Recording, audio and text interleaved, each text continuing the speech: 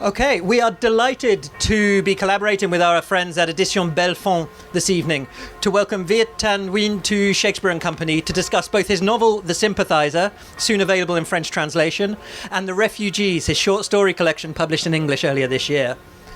Beautifully written in a fierce comic voice that drags the reader through its tense, absurd, complex and yet all too believable plot, The Sympathizer tells the story of a man who is quite literally divided. Half Vietnamese, half French, a communist sleeper agent in America after the end of the war in Vietnam. A blisteringly ambitious work that sets the bar high, then clears it easily. The Sympathizer was awarded the 2016 Pulitzer Prize for Fiction, the Andrew Carnegie Medal for Fiction, the Center for Fiction First Novel Prize, the Edgar Award for First Novel, the Asian Pacific American Award for Literature, and the California Book Award for First Fiction. Viet has now followed that up with The Refugees, a collection of short fiction that tells the stories of displaced Vietnamese people recently arrived in the United States, of their children as they grow up, of their relationships as they age, of the lives they build, of the ways they are burdened by history, both personal and political, how they accept it, adapt to it, and fight against it. The Independent called The Refugees a powerful antidote to the fear-mongering and lies out there, declaring, "Never has a short story collection been timelier." Viet was born in Vietnam and raised in America. In addition to The Sympathizer and The Refugees, he's also the author of the non-fiction books Nothing Ever Dies and Race and Resistance. He teaches English and American Studies and Ethnicity at the University of Southern California and lives in Los Angeles. Please join me in welcoming him to Shakespeare & Company.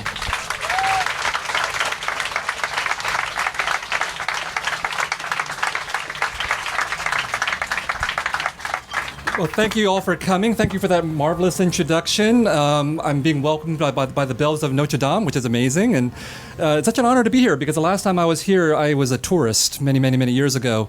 And so in honor of that, I'm going to do this.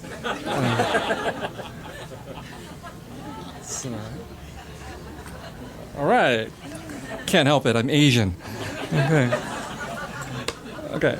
So I thought I'd start off with a passage from The Sympathizer. And for those of you who don't know what the novel is about, it's about a communist spy in the South Vietnamese army. And in April 1975, when Saigon falls or is about to be liberated, depending on your point of view, his mission is to flee with the remnants of that army to the United States, where he's going to spy on their efforts to take their country back. So our hero, or anti-hero actually, comes to the United States and he ends up in a refugee camp. And this is a scene that takes place in the refugee camp. He's writing a letter to his aunt in Paris, and he's going to describe what life is like in this camp.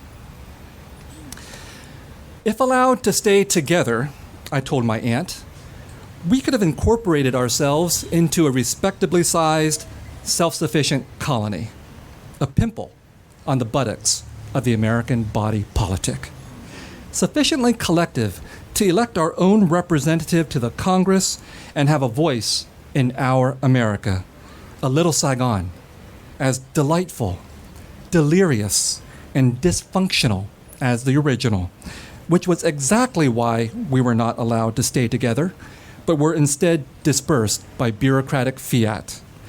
Wherever we found ourselves, we found each other. We did our best to conjure up the culinary staples of our culture. But since we were dependent on Chinese markets, our food had an unacceptably Chinese tinge.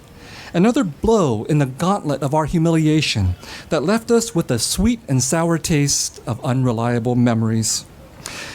Just correct enough to evoke the past, just wrong enough to remind us that the past was forever gone, missing, along with the proper variety, subtlety, and complexity of our universal solvent, fish sauce. Oh, fish sauce. How we missed it. How nothing tasted right without it. This pungent liquid condiment of the darkest sepia hue was much denigrated by foreigners for its supposedly horrendous reek, lending new meaning to the phrase, "There's something fishy around here," for we were the fishy ones. We used fish sauce the way Transylvanian villagers wore cloves of garlic to ward off vampires. In our case, to establish a perimeter with those Westerners who could never understand that what was truly fishy was the nauseating stench of cheese. realize it's almost like a crime to say something like this in Paris. What was fermented fish compared to curdled milk? But out of deference to our hosts, we kept our feelings to ourselves, sitting close to one another on prickly sofas and scratchy carpets, our knees touching under crowded kitchen tables, chewing on dried squid and the cud of remembrance until our jaws ached, trading stories heard second and third hand about our scattered countrymen. This was the way we learned of the Klan turned into slave labor by a farmer in Modesto, and the naive girl who flew to Spokane to marry her GI sweetheart and was sold to a brothel, and the widower with 9 children who went out into a Minnesotan winter and lay down in the snow on his back with mouth open until he was buried and frozen, and the regretful refugees on Guam who petitioned to go back to Vietnam, never to be heard from again, and the spoiled girl seduced by heroin who disappeared into the Baltimore streets, and the devout Buddhist who spanked his young son and was arrested for child abuse in Houston, and the husband who slapped his wife and was jailed for domestic violence in Raleigh, and the men who had escaped but left wives behind in the chaos, and the women who had escaped but left husbands behind, and the children who had escaped without parents and grandparents, and the families missing 1, 2, 3, or more children. Sifting through the dirt, we pan for gold, the story of the baby orphan adopted by a Kansas billionaire, or the mechanic who bought a lottery ticket in Arlington and became a multimillionaire, or the girl elected president of her high school class in Baton Rouge, or the boy accepted by Harvard from Fond du Lac, the soil of Camp Pendleton still in the tracks of his sneakers, or the movie star you love so much, dear aunt, who circled the world from airport to airport, no country letting her in after the fall of Saigon, none of her American movie star friends returning her desperate phone calls until, with her last dime, she snagged Tippi Hedren, who flew her to Hollywood. So it was that we soaped ourselves in sadness and we rinsed ourselves with hope.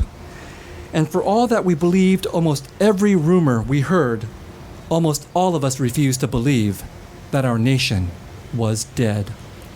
So the movie star story is true. The movie star was Viet Thanh, who was the most famous Vietnamese movie star of the 1960s and 1970s. And Tippi Hedren, the Hollywood movie star who helped her, took so much pity on the Vietnamese refugees that she encountered at Camp Pendleton that she had her personal manicurist come to train some of them in the arts of manicuring, which is how 40 years later, Vietnamese people have come to take over 51% of the nail salon industry in the United States. Now, that's either a pro-refugee story or an anti-refugee story, depending on your point of view. And of course, from my point of view, it's a pro-refugee story.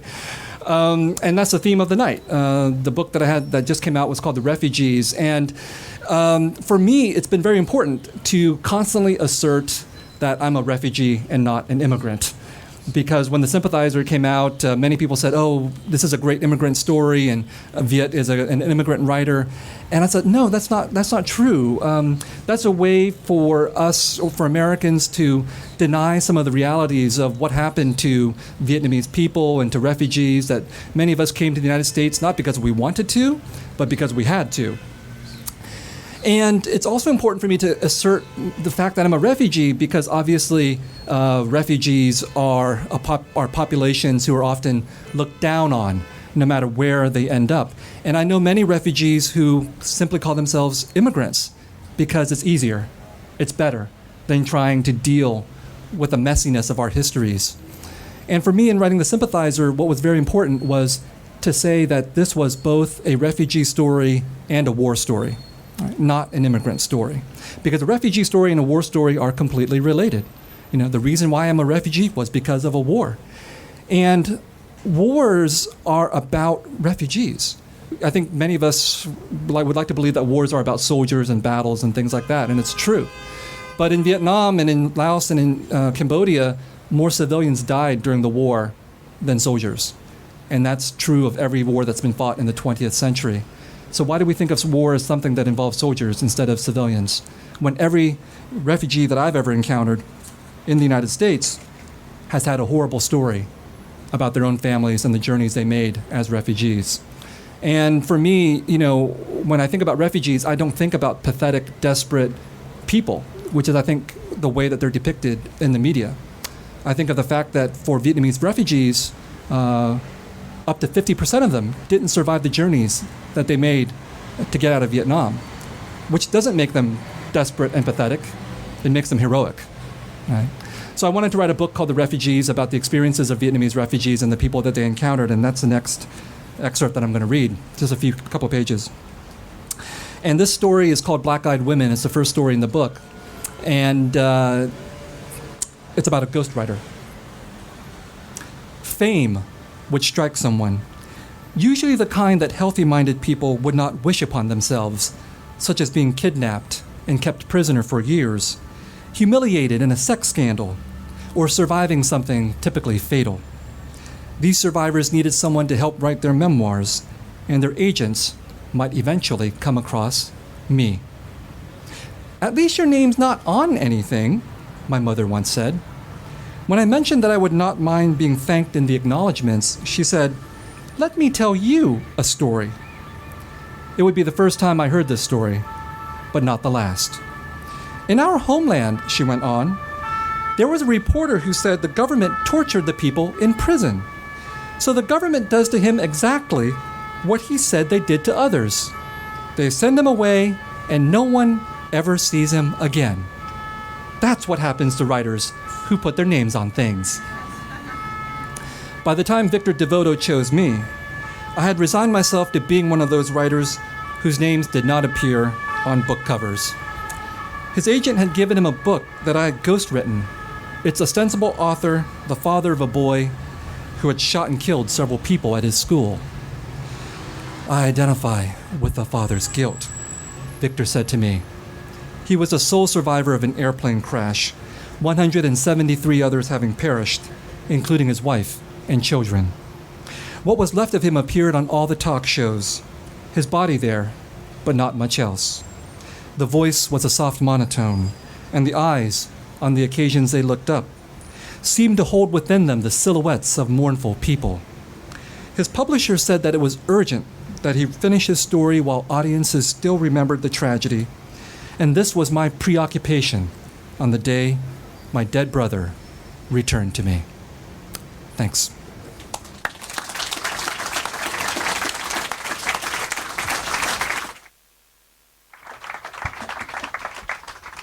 Thank you very much. Thank you very much. I guess the obvious place to start then when talking about these two books, and certainly the thing that linked the two extracts that you read is the concept of refugees. And it was in reading The Refugees, in fact in the story The Other Man, that one of the characters speaks about casting himself as just one more anonymous refugee. And it was at that moment that I suddenly realized, for me at least, what this collection of stories was doing was asserting that the way in which we experience the idea of refugees is often as numbers, as statistics. We're being flooded by tens of thousands, or so many people are displaced in a certain country. And it struck me that what you were doing was separating out those numbers, sort of telling individual stories. Was that a concern for yours when you were writing those? No, absolutely. I think, and the flip side of it, besides being a set of anonymous statistics or masses of terrifying people, is that when the faces of refugees are recognized, it's oftentimes as victims. I think of the Alan Kurdi, the boy washed up on a beach. And so that's the place of refugees, either to be masses or to be victims. And in neither case are they really human, I think. And that was my experience growing up as a refugee in the United States. I grew up in a refugee community surrounded by the stories of Vietnamese people, my family and others, and getting the full range of their emotions, their pain, their bitterness, their anger, their melancholy, and hearing all kinds of things that had happened to them and about all the people they had left behind. And to me, they were fully human. And then, of course, I realized that that's not how Americans or the rest of the world saw us. How they saw us were as so-called boat people, or as the Vietnamese people in movies who have nothing to say and nothing to do except to be cast in the background where they're going to be shot, killed, raped, or rescued. And so that was one of the reasons why I became a writer, knowing that there were all these stories that needed to be told, and all we were getting were stereotypes and racism, and that it was such an urgent task to tell these kinds of stories, to humanize people, to remind people of the humanity of refugees, of Vietnamese people, of so-called others. And that was one of the motivating passions for me. And I think connected to that humanizing drive is also something else that we don't generally get when we read about refugees. It's kind of what comes next. So we hear stories about refugees traveling from their country of origin to the country of arrival. We maybe hear about refugees in camps. And then, as you said when you were talking a moment ago, they kind of become immigrants. And of course, there are different stakes for immigrants and refugees, and being an immigrant isn't necessarily easier, than being a refugee. But one thing that I think is done very well in this collection is that you acknowledge the lives that come after, and the difficulties and the stakes that involves. And you're very welcome to wait for the siren to get through if... I'll give it a shot. Okay. But I think some readers are surprised when they read the book and then they think, wait a minute, it's not only about people suffering, it's not only about people dying on the ocean. And I'm like, well, of course not, because that experience is not the only thing that defines us. But again, to go back to my first answer, if all you know about refugees are the terrible pictures that you see of them in the media, then of course you think they're just abject victims. And yet at the same time, I grew up in that community of Vietnamese refugees, and being a refugee myself, sometimes I ask myself, when do you stop being a refugee? Do you stop being a refugee the moment you stop smelling? Do you stop being a refugee the moment you stop looking like a refugee? Because I don't look like a refugee anymore, right? And yet, for me, the experience of being a refugee is something that I've never forgotten. It's an experience that I feel is branded right between my shoulder blades because of the trauma that it's left. And the trauma that I underwent was very, very minor compared to the trauma that was undergone by people who really physically suffered and lost relatives on the seas or during the war and so on.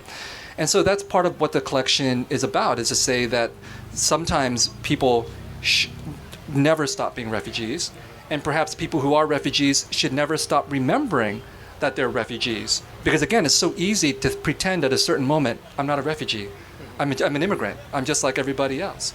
And that does a disservice to all the people who are still in need of help and hope. Just as a kind of side point, what do you think it is that has made the term refugee almost a dirty word in our language? Why do people reject it? Because as you said when you were talking to us, that it's most refugees, it's a heroic action to have escaped, to have ended up where they've ended up, and yet in the host country and also amongst the refugees themselves, there seems to be a sort of reluctance to embrace the word. Why do you think that is? Well, I think that when many people hear the word refugees, they hear less than human. Mm-hmm. They may not say it, but that's what they may feel. Because we only see refugees in very, very dire circumstances. And the reaction is to distance ourselves from that because we're not like that. But I think also refugees are frightening because they're the reminder that perhaps we ourselves are one step away from being refugees, and we don't want to acknowledge that. We're one nuclear disaster away, we're one global climate change away, we're one war away from becoming refugees. I'll bet the Syrians who are refugees now did not think they were going to be refugees 10 years ago. And Vietnamese people did not think they were going to become refugees. And Americans and Europeans do not believe that they can become refugees. I'll give you an example. When Hurricane Katrina happened in the United States and all these people were displaced from their homes, some of the American media called them refugees. And President George Bush said, it's un-American to call these people refugees. And perhaps for the only time in history, Jesse Jackson agreed with him. He said it's racist to call these people refugees.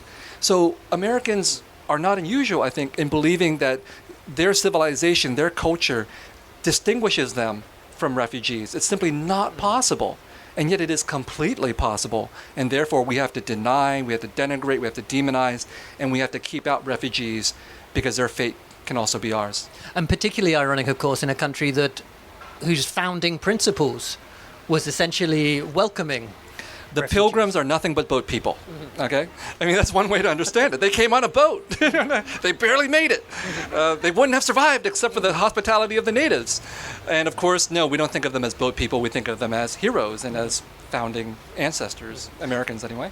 And there's one moment in the Sympathizer where the narrator observes that, if I remember rightly, sort of he's being asked to justify his integration into society, and he said it's funny that, for example, John F. Kennedy was never asked about leprechauns and eating potatoes and things like that. So it seems to be again something which is reserved for a very specific sort of wedge of people in society.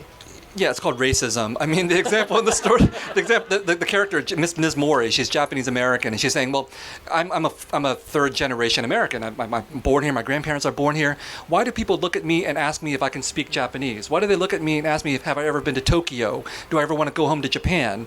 Does Jack Kennedy get asked if he ever wants to go back home to Ireland? Of course not. But we accept it to be normal that some people are actually Americans or French, and some people are not. Some people are going to be other." And The Sympathizer and The Refugees, in their own very, very different ways, are both books that assert, in one way, that these people are Americans as well. They belong in the United States as well.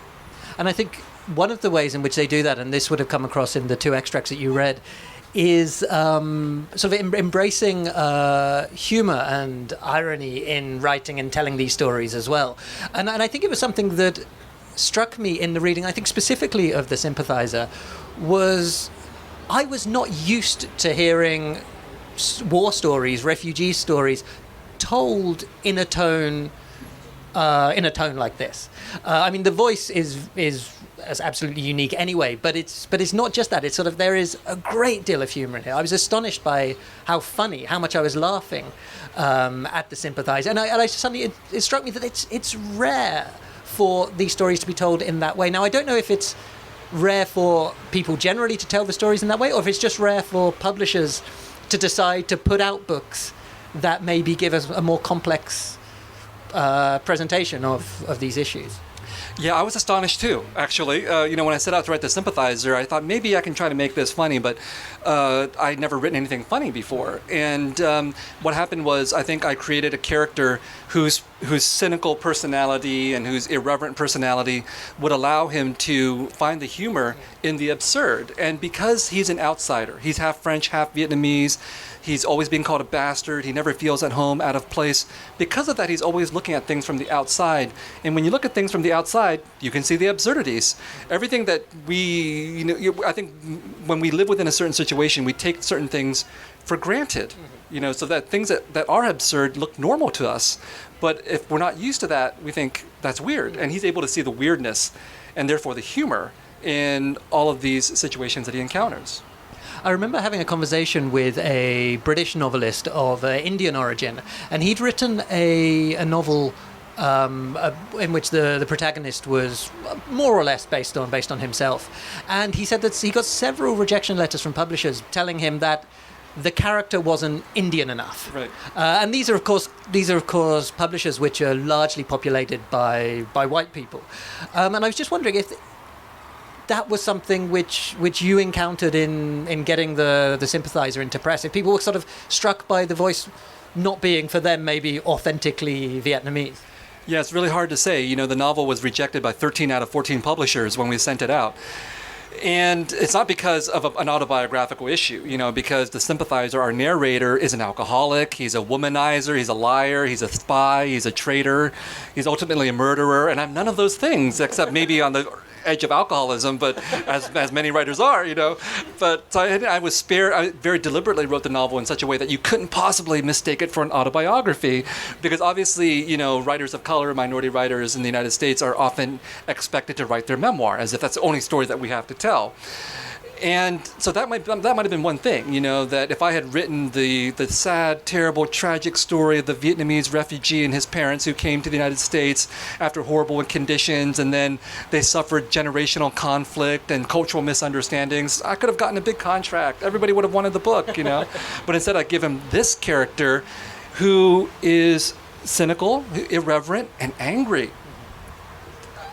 I set out in this novel to try to offend everybody. And that is not typically something that an Asian is supposed to do.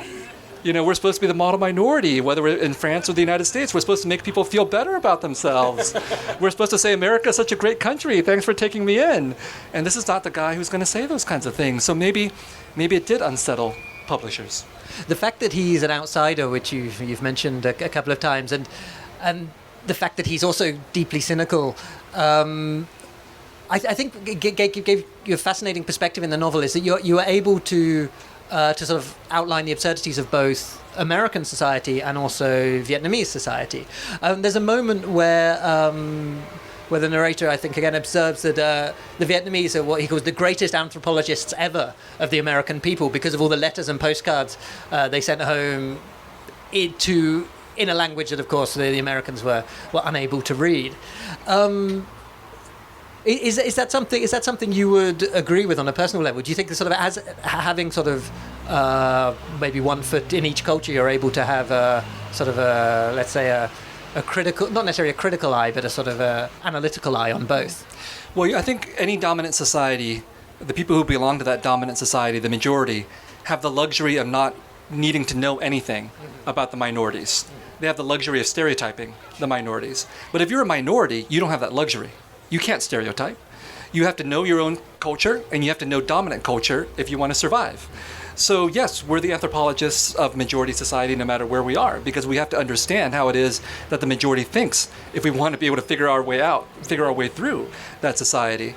And so in that sense, the novel is somewhat autobiographical, because I think throughout my entire life I was taking notes mentally wherever I happened to be, both about what it meant to be Vietnamese, but what it meant to be Vietnamese in America, and then what it meant to be a Vietnamese American in Vietnam, where I was also an outsider, where I also had to be constantly observing people.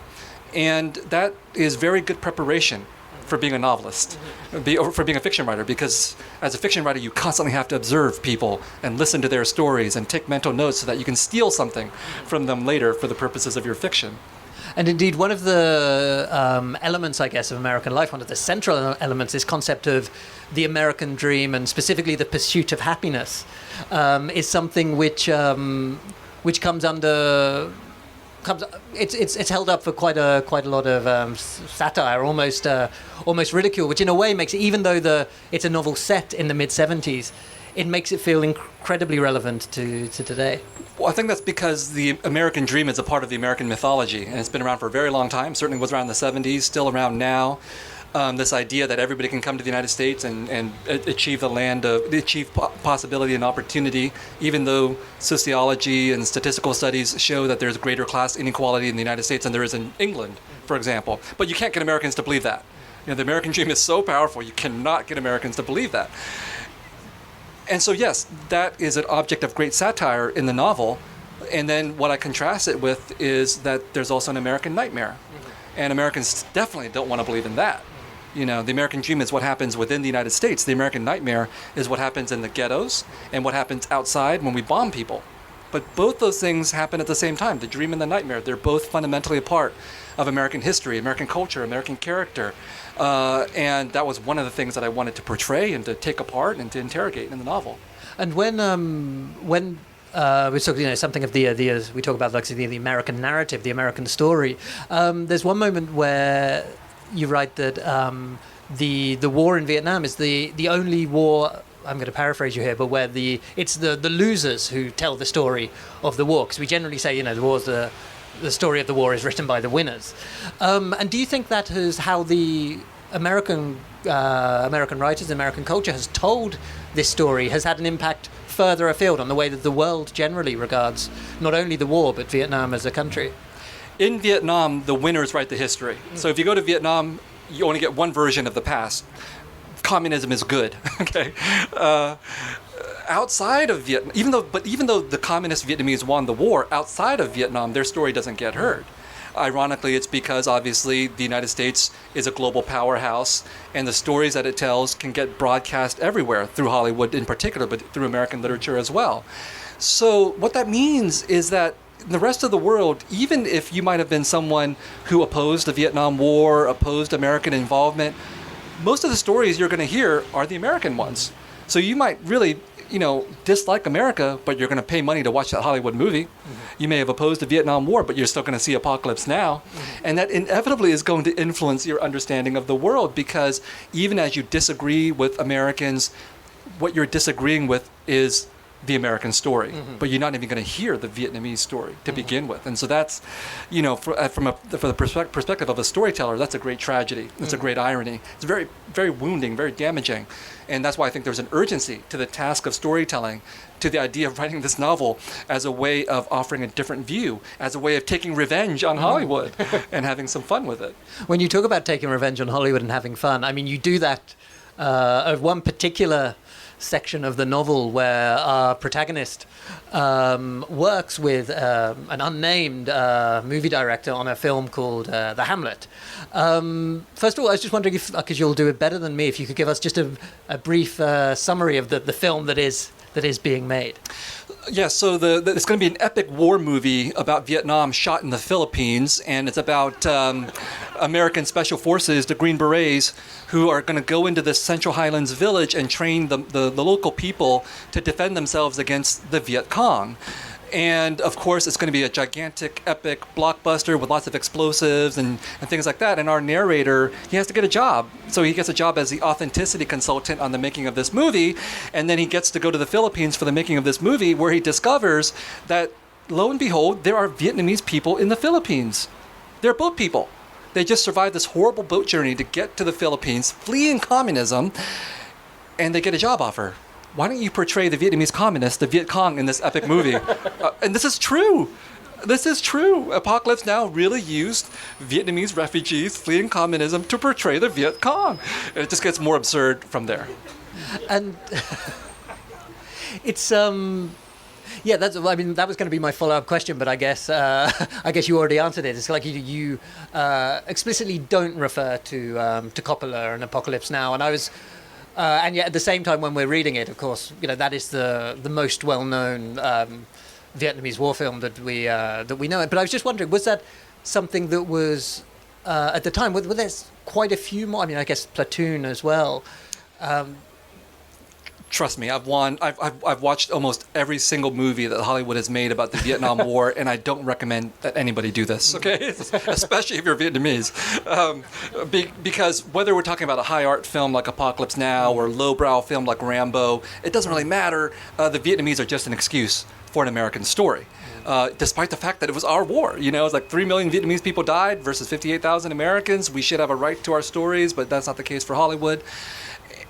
And that is both very, painful to me personally as a Vietnamese person, but also, it offered a huge opportunity as a storyteller to try to, in my own little way, offer a different version. And I say little way because, Francis Ford Coppola should rest assured his legacy is secure, I think.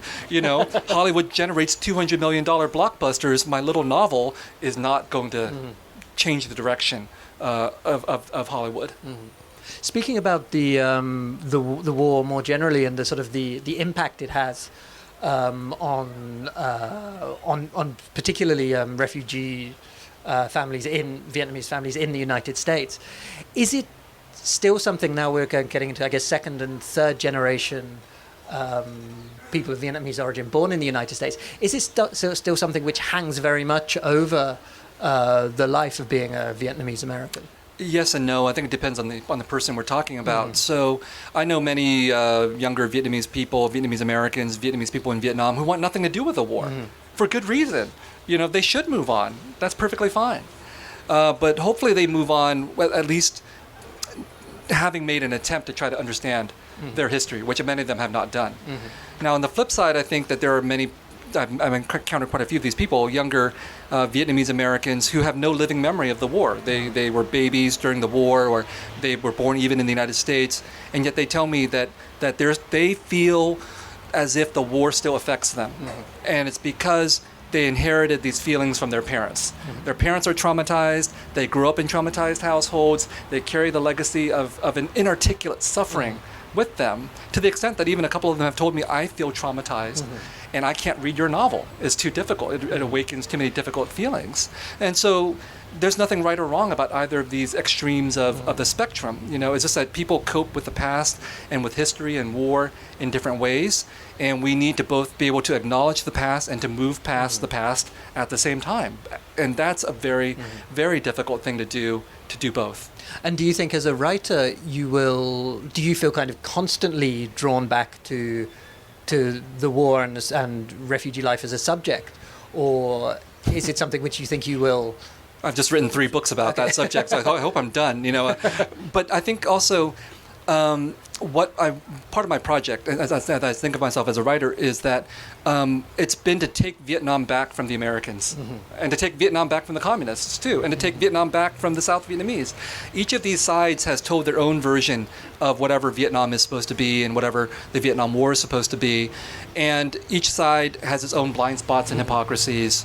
And I feel that there's a need to still confront that history in my own terms, and to force people to understand the full complexity of what this history is. And so what that means is, that when I say Vietnam War, I don't mean what the Americans did in Vietnam. I mean everything that has gone back to French colonization, to the American War, to understanding that the American War was actually part of a much longer history of the American effort to build an empire.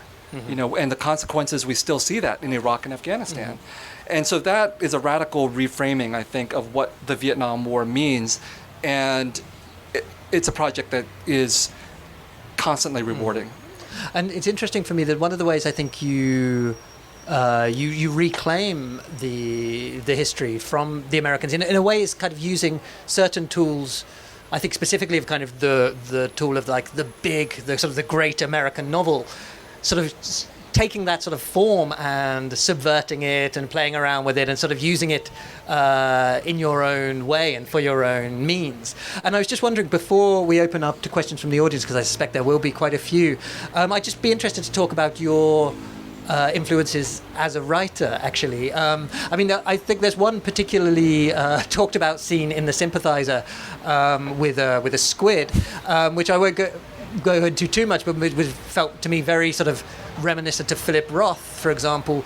But then at the same time, you were able to use it as a means to talk about obscenity in literature and what constitutes obscenity and what doesn't. It's about on page 80 or something of the novel, depending on the edition you're reading. And about 1% of readers stop and cannot continue past this scene, which I find absurd. All that's happening is that our narrator is having sex with a squid, and why should that be obscene? And so, the whole point of the passage is that by the end, our narrator says, murder is obscene. Massacre is obscene. 3 million dead is obscene. Masturbation with a squid, not so much. And if murder could make us mumble as much as masturbation, we would be in a better place. Well, anyway, I've only read that scene once in public, and the reaction was so divided in the audience. I haven't done it again because, again, people are just so hung up on the idea of you can't have sex with a squid. But yeah, it's a definite allusion to Philip Roth's Portnoy's Complaint, where I read it when I was a kid, 12 or 13, and the scene is when Portnoy is a teenager and he has sex with a slab of liver from the family refrigerator and then puts it back into the refrigerator for dinner later on. That's all I remembered about that book for the next 30 years. That's such a great scene, So when I wrote The Sympathizer, yes, I was thinking of many kinds of literary predecessors and how my novel would fit into various kinds of literary histories. And I did not think that I was writing the great American novel. I thought what I was going to do was write the European version of the American novel. Because so many of my influences were not just 19th and 20th century American literature, like Melville and Faulkner, but also European writers like Dostoevsky and Antonio Lobo Antunes, and Céline from France. And other influences were minority writers in the United States, African-American writers. The African-American literary tradition is really, really powerful and important for me. And if you've read Ralph Ellison's Invisible Man, for example, you can see that from the very opening paragraph, this novel is in conversation with Invisible Man. So I wanted to gesture at that whole spectrum of minority literature, the great American novel, and the European approach to dealing with satire and politics in this book. Thank you. Now, it's your turn. We've got a microphone, and please do wait for it to get to you before asking your question, because so everyone can hear you. If you do have a question, Viet, put your hand up and we'll get it to you. Okay, we'll begin with that gentleman right at the back there with the white shirt on.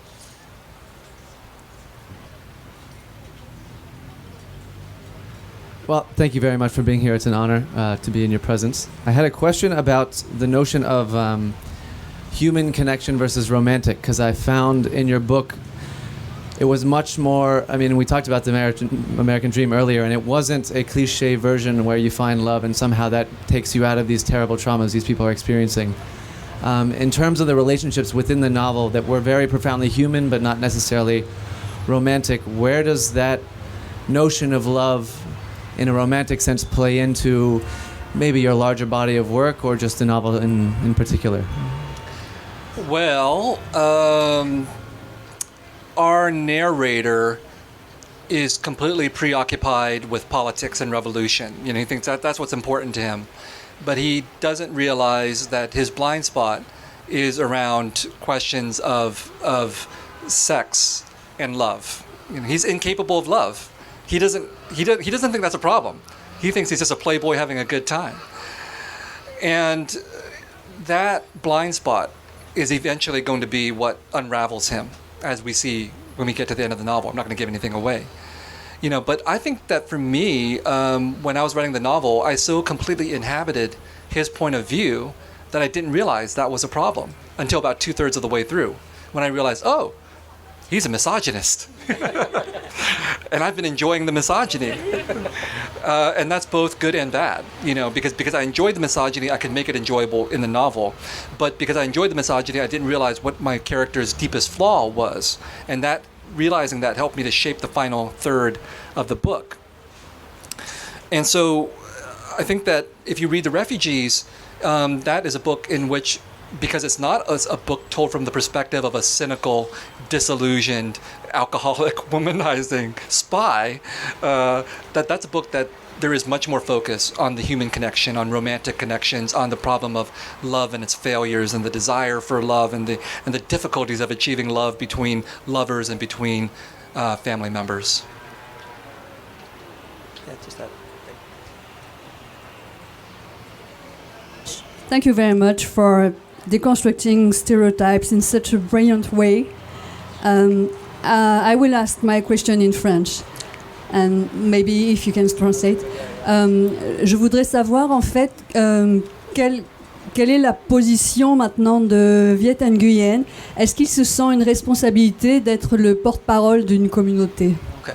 So now do you feel the responsibility to be a spokesperson for your community now you've achieved this level of success? No. I think that, yes and no. I think that, unfortunately, it's a bind that all minority writers find themselves in. You know, that if we achieve any success, then we are expected to be the representatives of our community, both by our community and by the outside society. And so, for example, when The Sympathizer came out, the very first major review of this book said, Viet is now a voice for the voiceless. I don't know if you know Vietnamese people. They're not voiceless. They're very, very loud. Too loud. Too many voices. So how can I be a voice for the voiceless? I can only be a voice for the voiceless if we pretend that the Vietnamese people have never spoken, which is actually what we pretend in France and in the United States. So that anytime a Vietnamese author comes out in France, well, I'm just speaking about the United States, in the United States, they are proclaimed the voice of the voiceless. So before me, there have been several voices for the voiceless who are Vietnamese American writers writing in English, and all you got to do is use Google to find them, Vietnamese American literature. But most people would rather not do that. So every time a new writer comes along, voice for the voiceless. So I'm very skeptical about being a voice for the voiceless or being a representative for the community, because I know that it's a form of ironic praise that only serves to reinforce our silence. Because if I agree to be the voice for the voiceless or the representative of the community, then I get to speak and no one else does.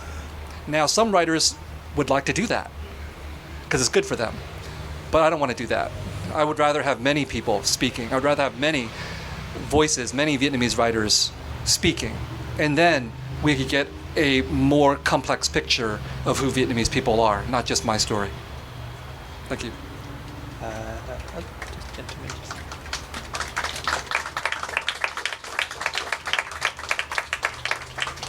I agree. Thank you. Good evening. Thank you, as always. You've reclaimed the title of refugee or the name of refugee and made it heroic, which I absolutely agree with. You're reclaiming the story, as you say, I believe I heard you say, of the Vietnam War for the Vietnamese refugees. I'm curious, how have those communities reacted to it with you? And is there a difference between the experience I have, which the Vietnamese Catholic Americans and the Vietnamese Buddhist Americans? Yeah, you know, my parents are hardcore Catholics, super duper Catholics. You know, they go to church every day now that they're retired. And lo and behold, they spent a lot of money to send me to Catholic school, and I'm an atheist. Wow, go figure. So, you know, when the novel first came out, it got a lot of positive reviews and everything. And, you know, some Vietnamese American readers were very, very, you know, happy to read the book. And everybody from people younger than me to people older than me. And it was very gratifying to hear stories from people who were old enough to remember the Vietnam War saying, oh, the book really does capture the fall of Saigon very well, for example. But I also knew that there were some people out there, some Vietnamese people out there who refused to read the book because it's told from the perspective of a communist spy. And how can you do that? That's simply not possible to in any way empathize with the communists. Then the novel won the Pulitzer Prize. And then all of a sudden, all the Vietnamese people were proud of me. Wow. And I mean, seriously, I mean, it actually really surprised me how much impact that a little bit of prestige can have with the Pulitzer Prize. And it made me reinforce for me this sense that Vietnamese people really did seem to want a book that could be their representative, right? And if it got the Pulitzer Prize, it must mean that people would now pay attention to this story. And then I became a credit to the race, which is very ironic because if you know me, I'm not a credit to anything. Okay, so I take it seriously that people seem to take pride in the book, although I do wish they would read the book before they take pride in the book. And I take it seriously that people believe that my words will somehow speak for the community. And so I try to take on that task and yet undercut it at the same time as often as I can. Yeah.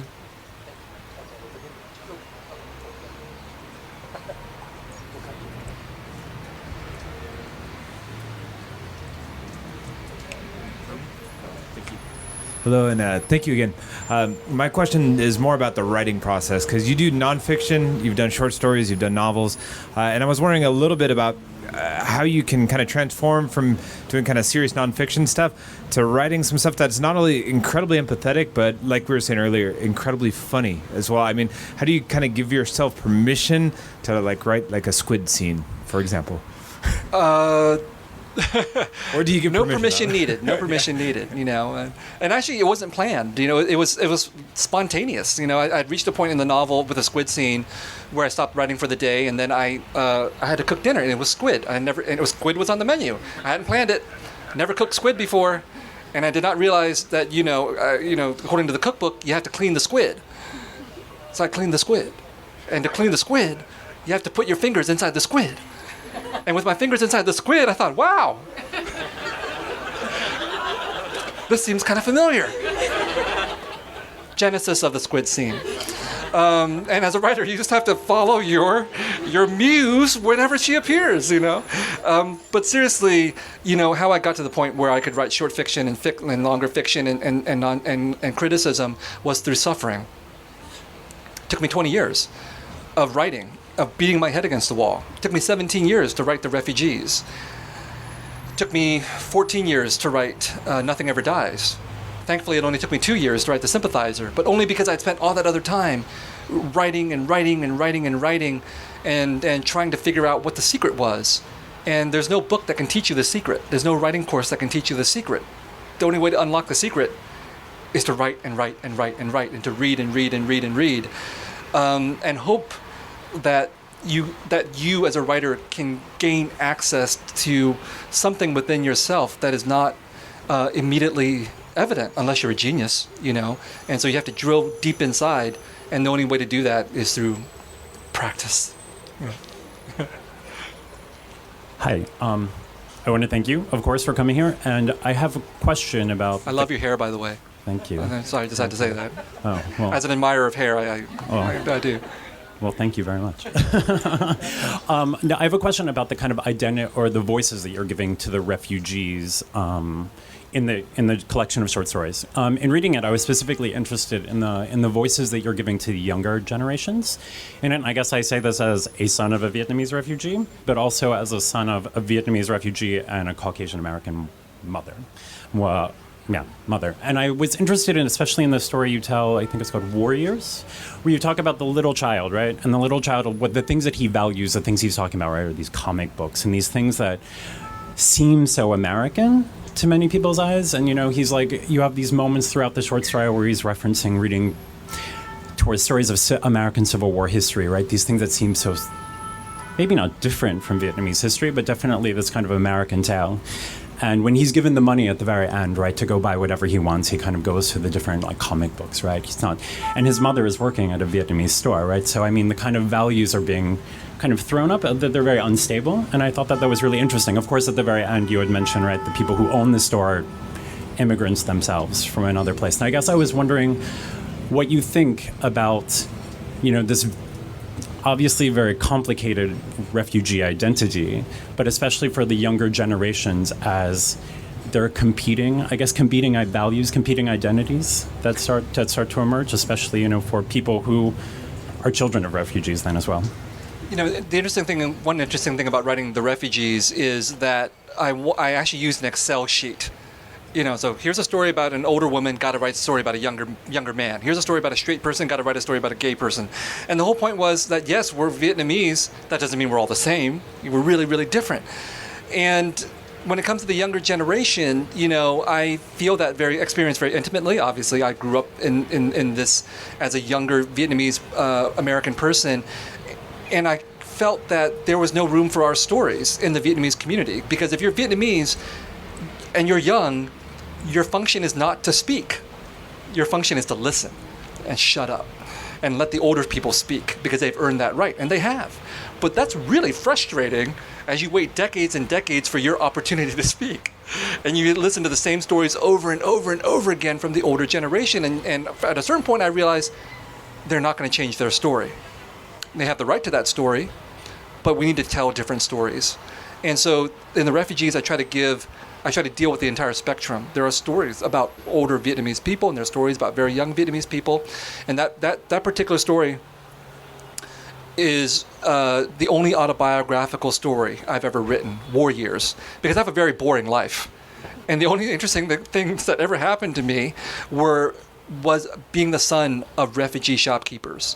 And many of the things that happened in that story, like having a gun pointed in my face and in my parents' face, really happened to us because they were refugee shopkeepers, and that was such a dangerous life. And for me, that story is both about that youth, that child that I was, but also about my parents and what they had gone through. And those two things could never be divorced for me.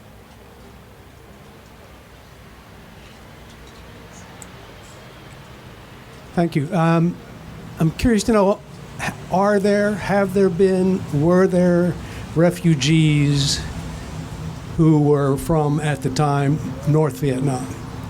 And could you say something about how the reunification of these two arch enemies over the years has gone? Well, you have to know that there were many refugee populations in Vietnam. So when the country was divided in 1954, my parents, along with a million other North Vietnamese Catholics, became refugees who moved south. So in a sense, many of these Vietnamese Catholics are northern Vietnamese people who then came to France or to the United States or a dozen other countries. And then during the war itself, because of the bombing that happened, there were already refugees inside of the country. Many refugees. And so in the years after the war, as we talk about reconciliation and so on, it's a really difficult process, because I think for a lot of those refugees who fled Vietnam, they felt that they lost their country. And it's not easy for them to reconcile. The Vietnamese who won find it difficult to reconcile too. But for them, it's easier because they won. When you win, it's a little bit easier to extend the hand of friendship. When you're defeated, you still are oftentimes stuck on your loss, on your melancholy, on your bitterness. And that's why some of those emotions are so strong in the Vietnamese refugee community.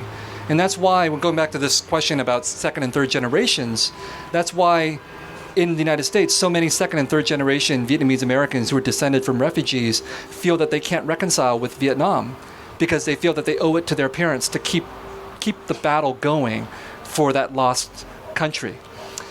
And so reconciliation may be possible in Vietnam between the winners and the losers, but it's not going to happen in a genuine way unless both sides are able to acknowledge what they did to each other during the war.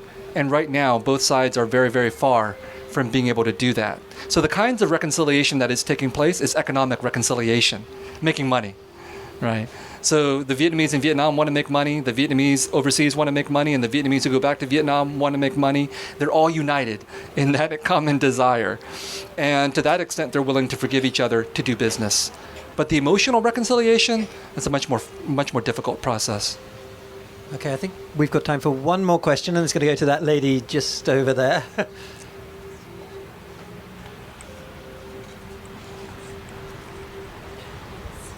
Thank you for being here. I am very happy to be here because I don't know your work, so I find you amazing. I think I'm going to go home and read your books right away. And I have a question. What strikes me in what you said is, I was born here, so my parents are Chinese Cambodians. I don't know much about Vietnam, but in everything your stories you tell, I can identify. And I was, we were talking about stereotypes and all those, like, people moving around the world and how the great American story, and I'm just thinking why do you think that is that I identify when I don't live in America and I'm not Vietnamese, and it's well, my thinking is that the situation of Asians in France, and especially Southeast Asians or Indo-Chinese in France, has a lot of similarities to the situation of the Southeast Asians in the United States. Refugee populations, minority populations in dominantly white countries, and who are expected to live lives of quiet docility, to be good citizens, to be good minorities, to not rock the boat, to prove that they belong in France or the United States, and to prove that they're grateful to France for being France, I guess, and to the United States for rescuing them from the war. And feeling that their identities are not recognized in either country. I mean, the dynamics are different in France and the United States, but in either case, as far as I can tell, if you're Asian, you're invisible. You have very limited visibility, very limited recognition, very limited opportunity to claim your story, to claim your voice, to tell your own histories on your own terms versus the terms of dominant society. And so I think that we share a common situation as minorities who are aware of being minorities and who desire to hear more of our stories than what is allowed in France or the United States. On which note, I'm afraid that is all we've got time for. I have here, it's not out yet, but if you are a French reader, this will be out on the 17th of August, so you have a little more than a month to wait. But I'm sure you can probably order it from somewhere now. Otherwise, we have stacks and stacks of both the Sympathizer and the refugees. They're available at the till now. I'm sure Viet would be happy to sign them for you. Please do stick around, have a glass of wine with us, enjoy this beautiful evening. And please do join me one more time in giving it up for Viet Thanh Nguyen. Thank you so much. Thank you, Adam.